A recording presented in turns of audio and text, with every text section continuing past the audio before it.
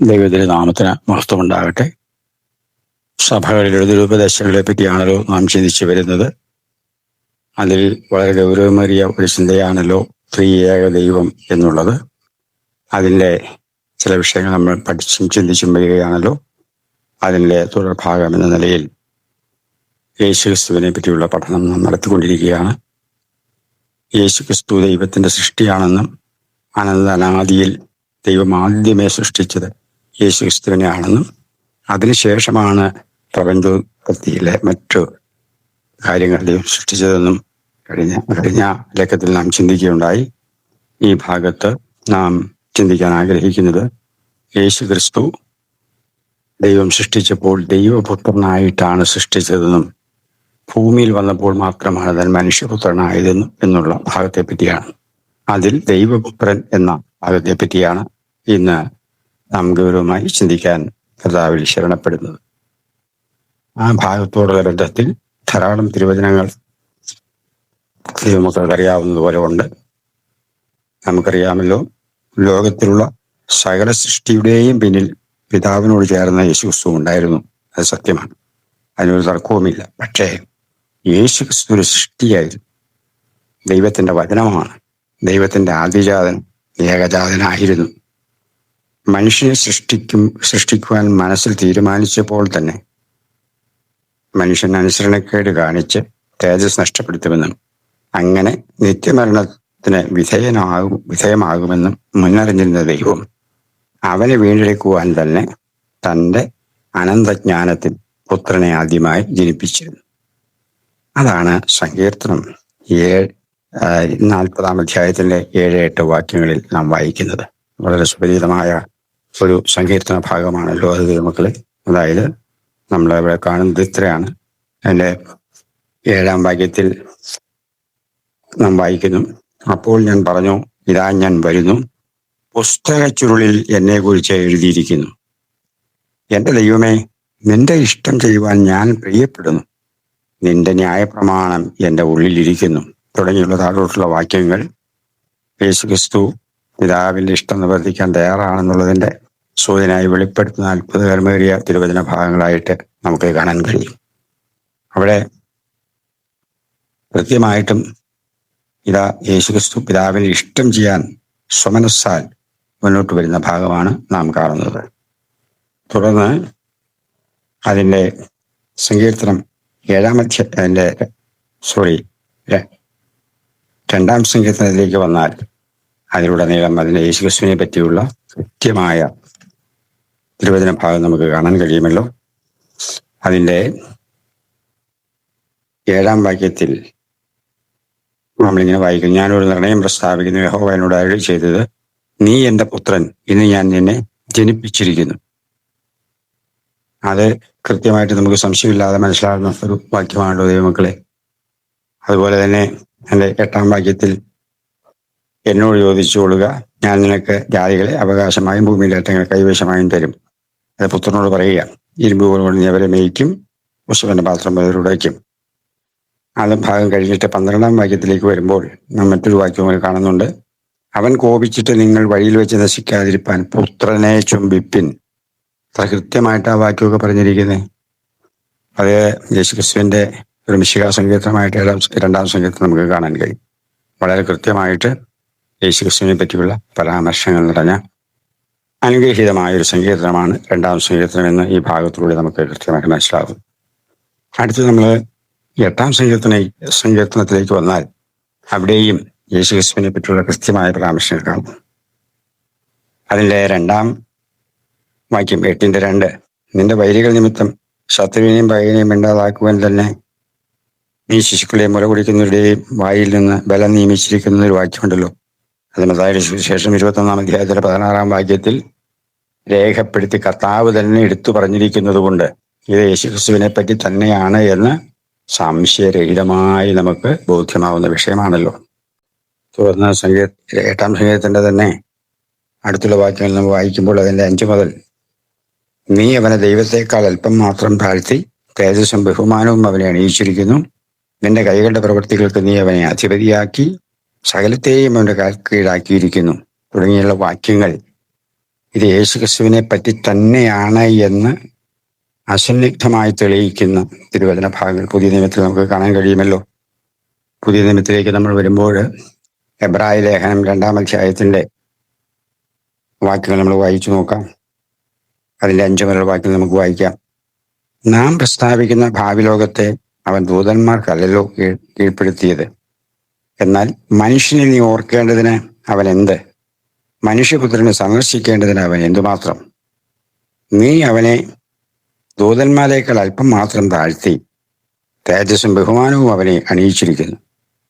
നിന്റെ കൈകളുടെ പ്രവൃത്തികൾക്ക് നീ അവനെ അധിപതിയാക്കി സകലവും അവന്റെ കാൽ കീഴാക്കിയിരിക്കുന്നു എന്ന് ഒരുവൻ വേറൊരു സാക്ഷ്യം പറയുന്നു. അങ്ങനെ സകലവും അവന് കീഴാക്കിയതിൽ ഒന്നിനെയും കീഴ്പ്പെടുത്താതെ വിട്ടിട്ടില്ല. അപ്പോൾ തന്നെ ഒരു വാക്യം കൂടി ശ്രദ്ധിക്കാവുന്നതാണ്. എന്നാൽ അത് ദൈവം ശ്രദ്ധിക്കുമോ? എന്നാൽ ഇപ്പോൾ സകലവും അവന് കീഴ്പ്പെട്ടതായി കാണുന്നില്ല. ദൈവത്തിന് സ്തോത്രം. അപ്പോൾ ഇവിടെ ഈ തിരുവചന ഭാഗം വളരെ വ്യക്തമായി നമ്മെ ഓർമ്മിപ്പിക്കുന്നത് ഇത് 8-ാം സങ്കീർത്തനം യേശുക്രിസ്തുവിനെ പറ്റിയുള്ള ഒരു മശീഹ സങ്കീർത്തനമാണ് എന്ന് അസന്നിഗ്ധമായി നമുക്ക് കാണാം. 8-ാം സങ്കീർത്തനത്തിൽ 2-ാം വാക്യം നമ്മൾ കർത്താവായ യേശുക്രിസ്തു തന്നെ മത്തായി സുവിശേഷം 21:16 പറഞ്ഞിരിക്കുന്നത് ജനത്തോട് പറഞ്ഞ വിഷയം നമുക്കെല്ലാവർക്കും ഓർമ്മയുണ്ടാവുമല്ലോ. ഞാനത് എടുത്തു പറയാൻ ആഗ്രഹിക്കുന്നില്ല. അത്ര കൃത്യമായിട്ട് ആ വിഷയം അവിടെ രേഖപ്പെടുത്തിയിട്ടുണ്ട്. ഇനി അത് തന്നെ നമ്മൾ ഇപ്പോൾ പറഞ്ഞ ഭാഗമുണ്ടല്ലോ, ഈ വിഷയത്തിൽ എല്ലാം അവരെ കീഴാക്കിയിരിക്കുന്നു എന്ന ഭാഗം എഫേസ്യ ലേഖനത്തിലേക്ക് വന്നാൽ അതിലെ എഫേസ്യ ലേഖനം 1-ാം അധ്യായത്തിന്റെ 2-ാം വാക്യത്തിൽ 72-ാം വാക്യത്തിൽ അതിങ്ങനെ രേഖപ്പെടുത്തിയിരിക്കുന്നു. സകലവും അവന്റെ കാൽ കീഴാക്കി വെച്ച് അവനെ സർവ്വത്തിനു മീതെ തലയാക്കി. ഈ വാക്യത്തിലും ഈ 8-ാം സങ്കീർത്തനത്തിന്റെ വാക്യം അർത്ഥവത്താണല്ലോ. ദൈവമക്കളെ കൃത്യമായിട്ട് പരിശുദ്ധാത്മാവ് നമ്മളെ ഓർപ്പിക്കുകയാണ് ആ വിഷയം. ഇനി കൊരിന്ത്യർ ലേഖനം അതിന്റെ 15-ാം അധ്യായത്തിലേക്ക് വന്നാൽ അതിന്റെ 15-ന്റെ 27 ഒരു വാക്യം കൂടി വായിക്കുമ്പോൾ ഇത് 100% നമുക്ക് ബോധ്യമാവും. 15-ന്റെ കൊരിന്ത്യർക്ക് 1 ലേഖനം 15-ാം അധ്യായത്തിന്റെ 27-ാം വാക്യം അതിലിങ്ങനെ പറയുകയാണ്, സകലത്തെയും അവന്റെ കാൽ കീഴാക്കിയിരിക്കുന്നു എന്നുണ്ടല്ലോ. അടുത്ത വാക്കോട് ശ്രദ്ധിക്കുന്നത് നല്ലതാണ്, നമ്മുടെ ചിന്താഗതിയോടെ ബന്ധത്തിൽ പ്രസക്തവുമാണ്. സകലവും അവന് കീഴ്പ്പെട്ടിരിക്കുന്നു എന്ന് പറഞ്ഞാൽ സകലത്തെയും കീഴാക്കി കൊടുത്തവൻ ഒഴികെയത്രേ എന്ന് സ്പഷ്ടം. എന്നാൽ അവന് സകലവും കീഴ്പ്പെട്ടു വന്ന ശേഷം ദൈവം സകലത്തിലും സകലവുമാകേണ്ടതിന് പുത്രൻ താനും സകലവും തനിക്ക് കീഴാക്കി കൊടുത്തവന് കീഴ്പ്പെട്ടിരിക്കും. ഈ വാക്യം ദൈവജനം ഗൗരവമായി ചിന്തിക്കൂ, ശ്രദ്ധിക്കൂ. സകലവും കീഴ്പ്പെട്ടിരിക്കുന്നു എന്ന് പറയുമ്പോൾ തന്നെ ഈ വാക്യം, അതായത് 28-ാമത്തെ വാക്യം ഗൗരവമായി ദൈവജനം ചിന്തിക്കേണ്ടതാകുന്നു എന്ന് പറഞ്ഞ ആ ഭാഗം അവിടെ വിടുകയാണ്. അപ്പോൾ ഇവിടെ സകലവും കീഴാക്കി കൊടുത്തിരിക്കുന്നു എന്നുള്ള വാക്യങ്ങളെല്ലാം ഈ സങ്കീർത്തനം 8-ാം സങ്കീർത്തനം യേശുക്രിസ്തുവിനോടുള്ള ബന്ധത്തിലുള്ളതാണ് എന്ന് അസന്നിഗ്ധമായി നമ്മെ തെളിയിക്കുന്ന, നമുക്ക് ബോധ്യപ്പെടുത്തുന്ന വാക്യങ്ങളാണല്ലോ.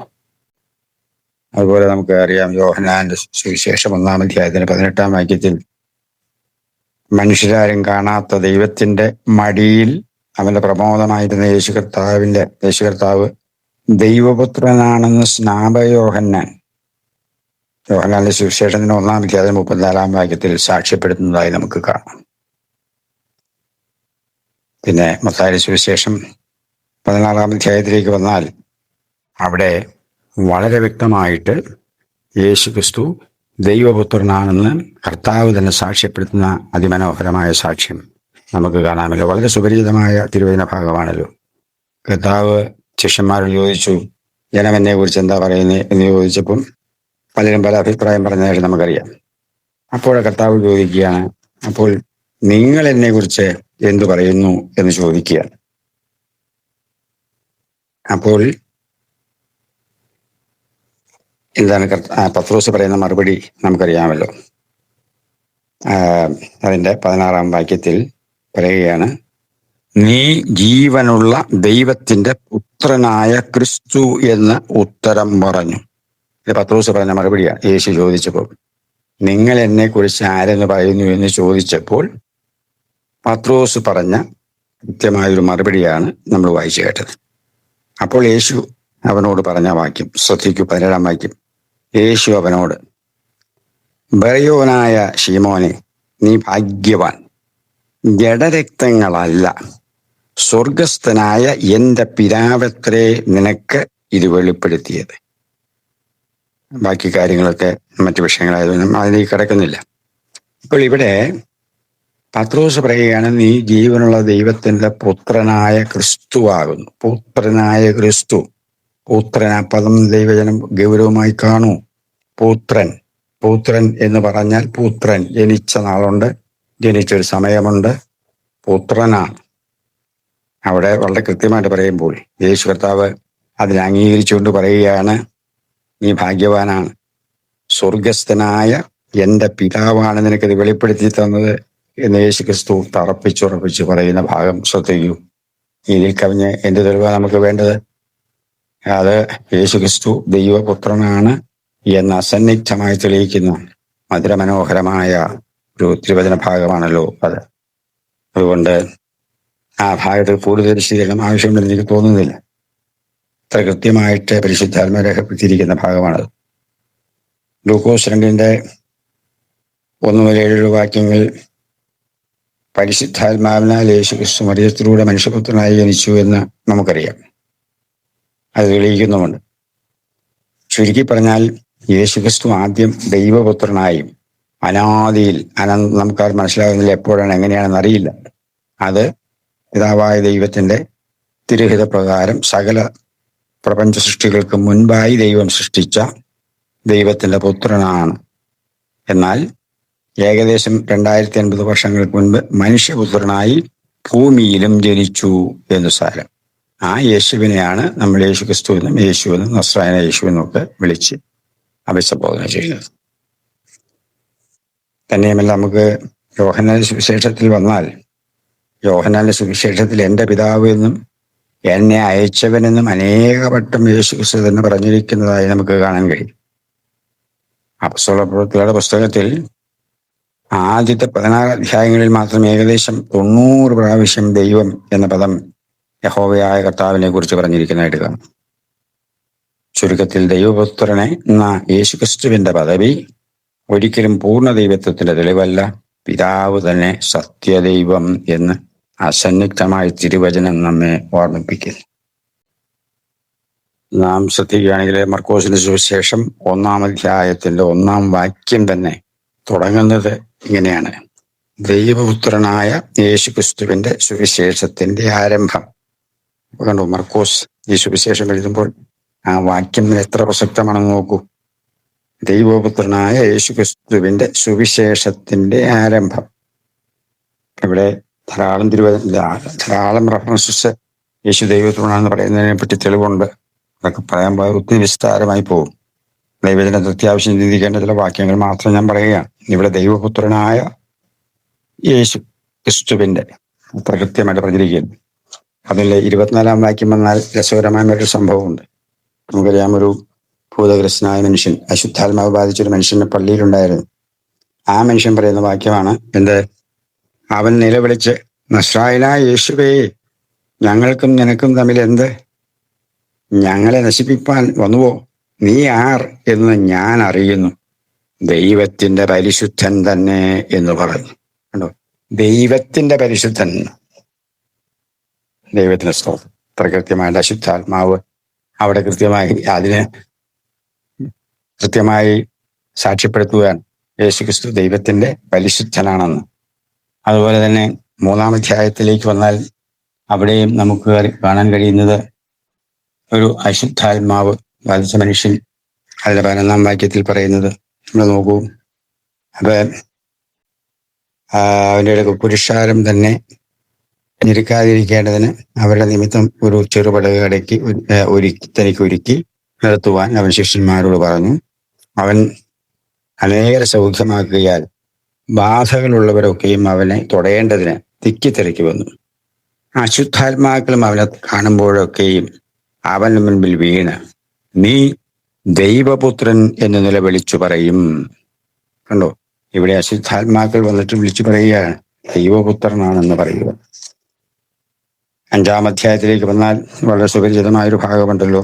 സുബോധം നഷ്ടപ്പെട്ട, ചങ്ങലയ്ക്ക് പോലും ബന്ധിക്കാൻ കഴിയാത്ത ഗദരദേശത്തുള്ള ഒരു ഭൂതഗ്രസ്തനായ മനുഷ്യന്റെ അനുഭവത്തെ വിവരിക്കുന്നതായിട്ട് നമുക്ക് കാണാമല്ലോ. അതിന്റെ 5-ാം അധ്യായത്തിന്റെ 7-ാം വാക്യം നാം വായിച്ചാൽ, അവൻ ഉറക്ക നിലവിളിച്ചു. അത് ഈ അശുദ്ധാത്മാവുള്ള മനുഷ്യൻ. 6 മുതൽ വായിക്കാം. അവൻ യേശുവിനെ ദൂരത്തുനിന്ന് കണ്ടിട്ട് ഓടിച്ചെന്ന് അവനെ നമസ്കരിച്ചു. അവൻ ഉറക്ക നിലവിളിച്ചു, യേശുവേ, മഹോന്നതനായ ദൈവത്തിന്റെ പുത്രാ, എനിക്ക് നിനക്ക് തമ്മിലെന്ന്. ഇവിടെ കണ്ടോ, മഹോന്നതനായ ദൈവത്തിന്റെ പുത്ര എന്ന് ഈ അശുദ്ധാത്മാവ് ബാധിച്ച മനുഷ്യൻ യേശുവിനെ വിളിക്കുകയാണ്. അപ്പോ ഇത്ര കൃത്യമായിട്ട് അശുദ്ധാത്മാക്കൾക്ക് യേശു ക്രിസ്തുവിനെ പറ്റി ദൈവപുത്രനാണ് എന്നൊരു ധാരണയുണ്ട്. ദൈവജനത്തിന് ഈ സത്യവചനങ്ങൾ ഇതിന്റെ ശരിയായ അർത്ഥത്തിൽ ഗ്രഹിച്ചാൽ യേശു ആരാണ് എന്ന് കൃത്യമായി തിരുവചന വെളിച്ചത്തിൽ ബോധ്യമാകുമല്ലോ. യോഹന്നാന്റെ സുവിശേഷത്തിൽ അതിന്റെ 20-ാം അധ്യായത്തിന്റെ അവസാന വാക്യത്തിൽ നമ്മൾ അതിലെ അവസാനത്തെ 2 വാക്യം വായിക്കും. ഈ പുസ്തകത്തിൽ എഴുതിയിരിക്കുന്നതല്ലാതെ മറ്റനേകം അടയാളങ്ങളും യേശു തന്റെ ശിഷ്യന്മാർ കാണുക ചെയ്തു. എന്നാൽ, പദം ശ്രദ്ധിക്കൂ, എന്നാൽ യേശു ദൈവപുത്രനായ ക്രിസ്തു എന്ന് നിങ്ങൾ വിശ്വസിക്കേണ്ടതിനും വിശ്വസിച്ചിട്ട് അവന്റെ നാമത്തിൽ നിങ്ങൾക്ക് ജീവൻ ഉണ്ടാകേണ്ടതിനും ഇത് എഴുതിയിരിക്കുന്നു. ഇത്ര കൃത്യമായിട്ടാണ് യോഹന്നാൻ അപ്പോസ്തലൻ എഴുതിയിരിക്കുന്നത്. യേശു ദൈവപുത്രൻ എന്ന് വിശ്വസിക്കുന്നത് വഴി നമുക്ക് ജീവൻ ഉണ്ടാകാൻ വേണ്ടിയാണ് ഈ സുവിശേഷം വാസ്തവത്തിൽ എഴുതപ്പെട്ടിരിക്കുന്നത് തന്നെ. വളരെ കൃത്യമാണ് വിഷയം, അല്ലേ? ഒരു സംശയമില്ലാത്ത വളരെ കൃത്യമായൊരു വിഷയമാണ്. അപ്പോൾ ഒത്തിരി തെളിവുകൾ ധാരാളം പിന്നെയും ഉണ്ടെങ്കിലും അതിലേക്ക് കൂടുതൽ കിടക്കാൻ ആഗ്രഹിക്കുന്നില്ല. എങ്കിലും യോഹന്നാന്റെ 1-ാം ലേഖനം 2-ാം അധ്യായത്തിന്റെ 22-ാം വാക്യം നമുക്കൊന്ന് വായിക്കാം. യേശുവിനെ ക്രിസ്തുവല്ല എന്ന് നിഷേധിക്കുന്നവനല്ലാതെ കള്ളൻ ആരാകും?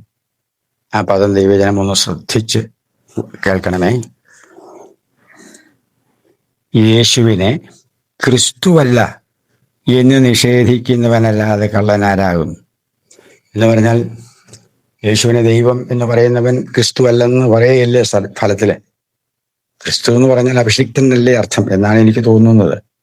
അപ്പോൾ യേശു ക്രിസ്തു അല്ല, യേശു ദൈവമാണ് എന്ന് പറയുമ്പോൾ യേശു ക്രിസ്തു അല്ല എന്ന് പരോക്ഷമായി നമ്മൾ പറയുകയല്ലേ വാസ്തവത്തിൽ? അപ്പോൾ അങ്ങനെയാണെങ്കിൽ അങ്ങനെ പറയുന്നവർ കള്ളൻ എന്നല്ലേ യോഹന്നാൻ അപ്പോസ്തലൻ ഉദ്ദേശിക്കുന്നത് എന്നാണ് എനിക്ക് തോന്നുന്നത് കേട്ടോ. പദം അതിനോട് ശ്രദ്ധിക്കൂ. യേശുവിനെ ക്രിസ്തുവല്ല എന്ന് നിഷേധിക്കുന്നവൻ അല്ലാതെ കള്ളനാരാകും. ദൈവത്തിന് അഭിഷേകം, ദൈവം അഭിഷേകം ചെയ്യുന്നയാളാണല്ലോ. ആ വ്യക്തിയെ പിന്നെ അഭിഷേകം ചെയ്യേണ്ട ആവശ്യമില്ലല്ലോ. യേശു ക്രിസ്തുവിനെ അഭിഷേകം ചെയ്തു എന്ന തിരുവചനത്തിൽ രേഖപ്പെടുത്തിയിട്ടുള്ള ഭാഗം നമുക്ക് അറിയാം. എന്ന് പറഞ്ഞാൽ രേഖപ്പെടുത്തി എന്ന് പറയുമ്പോൾ യേശു കർത്താവ് സ്നാപകന്റെ കൈകൾ സ്നാനമേറ്റ് പുറത്ത് ആ വെള്ളത്തിൽ കരകയറിയപ്പോൾ തന്നെ പരിശുദ്ധാത്മാവ് പ്രാവെന്ന പോലെ ദേഹരൂപത്തിൽ തന്റെ മേലിറങ്ങി വന്ന് തന്നിൽ വസിച്ചു എന്ന് തിരുവചനം രേഖപ്പെടുത്തിയിരിക്കുകയാണ്. ആ സംഭവം, ആ സമയത്താണ് സ്വർഗം തുറന്നിട്ട് പിതാവായ ദൈവം പറയുകയാണ്, ഇവൻ എൻ്റെ പ്രിയപുത്രൻ, ഇവനിൽ ഞാൻ പ്രസാദിച്ചിരിക്കുന്നു. മർക്കോസിന്റെ സുവിശേഷത്തിലും ലൂക്കോസിന്റെ സുവിശേഷത്തിലും ഒക്കെ ഈ വാക്യം രേഖപ്പെടുത്തിയിട്ടുമുണ്ട്.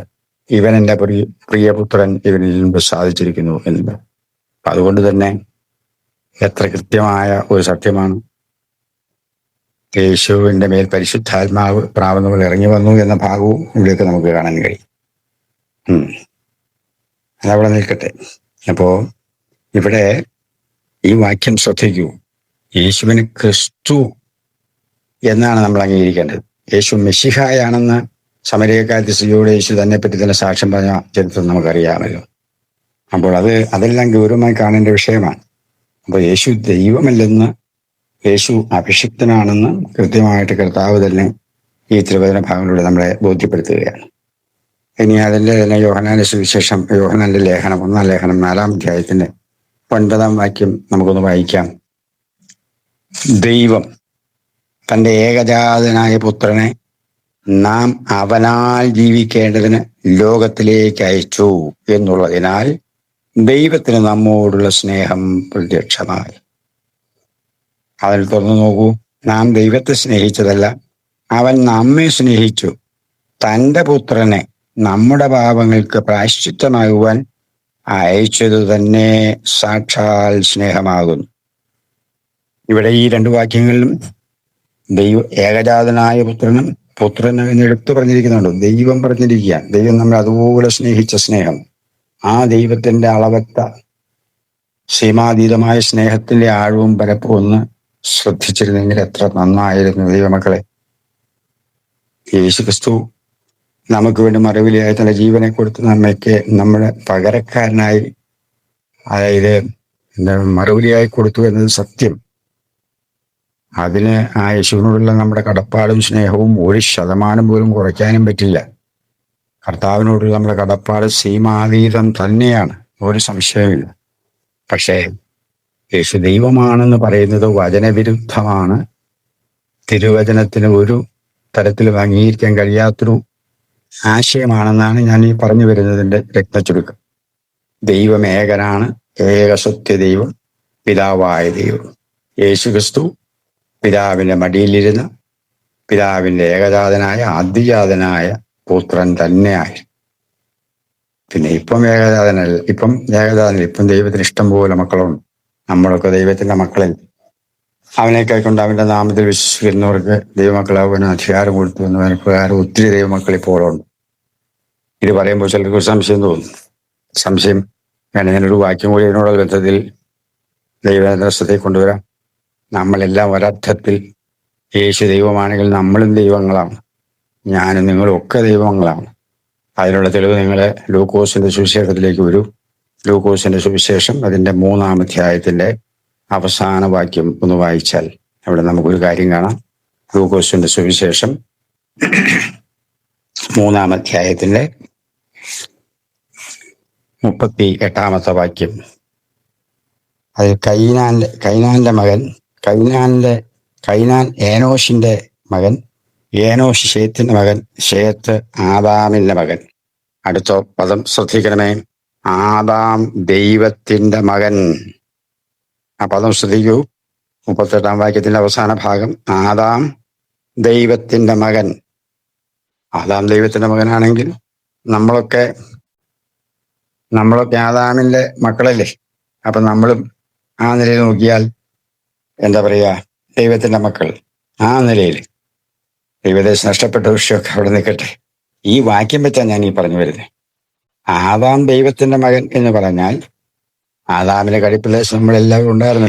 ആ നിലയിൽ ആദാമിന്റെ എന്താ പറയാ മക്കളായ നമ്മളും ദൈവത്തിന്റെ മക്കളാണ് എന്ന് വേണമെങ്കിൽ വാദിക്കാമല്ലോ. അങ്ങനത്തെ വാദവികളൊക്കെ ഉണ്ടെന്ന് ഇപ്പോൾ ഞാൻ അതിലേക്കൊന്നും കിടക്കാൻ ആഗ്രഹിക്കുന്നില്ല. ഏതായാലും നമ്മുടെ പ്രധാന വിഷയം, ചിന്താ വിഷയം യേശു ക്രിസ്തു ദൈവത്തിന്റെ പുത്രനാണ് എന്ന ഭാഗമാണല്ലോ ചിന്തിച്ചു വരുന്നത്. ഇവൻ എൻ്റെ പ്രിയപുത്രൻ, ഇവനിൽ ഞാൻ പ്രസാദിച്ചിരിക്കുന്നു എന്ന് ദൈവം യേശു ക്രിസ്തുവിനെ കുറിച്ച് പറഞ്ഞിരിക്കുന്ന വാക്യങ്ങൾ പ്രത്യേകം ശ്രദ്ധേയമാണല്ലോ ദൈവമക്കളെ. ആവർത്തിച്ച് പറഞ്ഞിരിക്കുന്ന ഈ വാക്യങ്ങൾ യേശു ക്രിസ്തു ദൈവത്തിന്റെ പുത്രനാണ് എന്ന് അടിവരയിട്ട് സമർത്ഥിക്കുന്നു. നമുക്കറിയാം, മത്തായിയുടെ സുവിശേഷം 3-ാം അധ്യായത്തിലെ 17-ാം വാക്യത്തിലും ഒരു പ്രാവശ്യം അത് പറഞ്ഞു. പിന്നെ 17-ാം അധ്യായത്തിന്റെ 5-ാം വാക്യത്തിൽ ആ മലമുകളിൽ അവർ 3 പേരും കർത്താവും കൂടി പോയപ്പോൾ മറുരൂപമലയിൽ പ്രത്യക്ഷപ്പെട്ട സമയത്ത് ഇതേ വാക്യം, ഇവൻ എൻ്റെ പ്രിയപുത്രൻ, ഇവനിൽ സാധിച്ചു ഇവന് ചെവി കൊടുപ്പിരുന്ന് പറയുന്ന വാക്യം മാർക്കോസ് 1:11, അതിന്റെ 9:7, ലൂക്കോസ് 3:22, 9-ാം അധ്യായത്തിൽ 35-ാം വാക്യത്തിലുമൊക്കെ ഇവൻ എൻ്റെ പ്രിയപുത്രൻ എന്ന ദൈവം നേരിട്ട് യേശുക്രിസ്തുവിനെ പറ്റി പറയുന്ന പ്രയോഗം എത്ര ഗൗരവമായി കാണേണ്ടതാണ്. വേറെ ആരും പറഞ്ഞതല്ലല്ലോ ദൈവമക്കളെ. സ്വർഗസ്ഥനായ നമ്മുടെ നിത്യനായ മഹാദൈവം, സർവശക്തനായ ദൈവം നേരിട്ട് യേശുക്രിസ്തുവിനെ പറ്റി പറഞ്ഞിരിക്കുന്ന സാക്ഷ്യമാണ്. ഇവൻ എൻ്റെ പുത്രൻ. അതിൽ കവിഞ്ഞ് എന്ത് തെളിവാണ് നമുക്ക് വേണ്ടത്? ഇത്ര കൃത്യമായി ദൈവം അസന്നിഗ്ധമായി ഈ 3 സുവിശേഷത്തിലും 2 പ്രാവശ്യം വെച്ച് പറഞ്ഞിരിക്കുന്ന വിഷയത്തെ നമുക്ക് അവഗണിക്കാനാകുമോ? ഇത് ഗൗരവമായി കാണേണ്ടതല്ലേ? ദൈവത്തിന്റെ പുത്രൻ എന്ന് പറഞ്ഞാൽ പുത്രൻ ജനിച്ച ഒരു ദിവസം ഉണ്ടല്ലോ, ഒരു ആദി ഉണ്ടല്ലോ. അങ്ങനെയെങ്കിലും നമ്മളൊന്ന് ചിന്തിക്കൂ ദൈവമക്കളെ. നമ്മൾ ആദ്യം ചിന്തിച്ചതാണ്. രണ്ടാം സങ്കീർത്തനത്തിന്റെ 7-ാം വാക്യത്തിലും കർത്താവ് ഇതിനെ സാക്ഷ്യപ്പെടുത്തുന്നു. ഇവൻ എന്റെ പ്രിയപുത്രൻ, ഇവനെ ഞാൻ ജനിപ്പിച്ചിരിക്കുന്നു എന്ന വാക്യം നമ്മൾ ശ്രദ്ധിച്ചല്ലോ. ഇങ്ങനെ ഇത്ര കൃത്യമായി പറയുന്ന വാക്യങ്ങളുള്ളപ്പോൾ നാം എന്തിനു സംശയിക്കുന്നു? തിരുവചനത്തെ വിട്ടു ഒരു ചിന്തയിലേക്ക് നമ്മൾ കടന്നു പോകരുതേ. അത് പൈശാചികമാണ്, തട്ടിപ്പാണ്, കൾട്ടാണ്, വഞ്ചിക്കപ്പെടും. അതുകൊണ്ട് വചനത്തിൽ എന്ത് എഴുതിയിരിക്കുന്നുവോ അത് വിശ്വസിക്കുക, അത് അംഗീകരിക്കുക, അത് ഏറ്റെടുക്കുക. പുത്രൻ എന്ന് പറഞ്ഞാൽ ജനിച്ച ഒരു ദിവസമുണ്ടല്ലോ, ഉറപ്പായിട്ടും. അർത്ഥാൽ ഒരു ആരംഭമുണ്ട്, അല്ലേ? ദൈവത്തിൽ വസിച്ചിരുന്ന ദൈവത്തിന്റെ വചനം പുത്രനായി പുറത്തു വന്നതാണ് ദൈവപുത്രനായ കർത്താവ്. യോഹന്നാന്റെ സുവിശേഷം 1-ാം അധ്യായം 1 മുതൽ 3 വാക്യങ്ങൾ തെളിയിക്കുന്നുണ്ട്. അത് ദൈവപുത്രൻ നിന്ന് തെളിയിക്കുന്ന ധാരാളം ഉദ്ധരണികൾ പിന്നെയും ഇഷ്ടം പോലെ ഉണ്ടെങ്കിലും ഞാനത് വായിച്ച് വിശദീകരിക്കാൻ ആഗ്രഹിക്കുന്നില്ല. അതുകൊണ്ട് ദൈവജനം ഈ വാക്യങ്ങൾ എന്തെങ്കിലും സംശയങ്ങൾ ഞാൻ ഇഷ്ടം പോലെ ഉദ്ധരണികൾ വീണ്ടും തരാം. ധാരാളം ഉദ്ധരണികൾ ഇതിനോടുള്ള ബന്ധത്തിലുണ്ട്. ദൈവജന ഈ ഭാഗങ്ങൾ ശ്രദ്ധിച്ച് വായിക്കുകയും ഗ്രഹിക്കുകയും പഠിക്കുകയും പരിശുദ്ധാത്മാവിൽ പ്രാർത്ഥിക്കുകയും ചെയ്ത് സത്യത്തിന് വേണ്ടി നിൽക്കണമേ എന്ന് വിനയപൂർവ്വം അപേക്ഷിക്കുകയാണ്. നാം വഞ്ചിക്കപ്പെടരുതേ. ഒത്തിരി തെറ്റായ പഠിപ്പിക്കലും പഠിക്കലുകളും ഒക്കെ നടക്കുന്നൊരു കാലഘട്ടമാണല്ലോ നമ്മുടേത്. അതുകൊണ്ട് വളരെ സൂക്ഷ്മതയോടെ ശ്രദ്ധയോടെ ഈ അവസാന നാളുകളിൽ നമുക്ക് തിരുവചനത്തിന്റെ ആഴങ്ങളിലേക്ക് തിരിയാം. പരിശുദ്ധാത്മാവ് സകല സത്യത്തിലും വഴിയെത്തുന്ന പരിശുദ്ധാത്മാവ് തന്നെ നമ്മെ നയിക്കട്ടെ, നിയന്ത്രിക്കട്ടെ എന്ന് പ്രാർത്ഥിച്ചുകൊണ്ട് ഞാൻ ഈ ഭാഗം ഇവിടെ അവസാനിപ്പിക്കുന്നു. നമുക്ക് മറ്റൊരു വിഷയമായി പിന്നെ അടുത്ത ദിവസം കേൾക്കാം.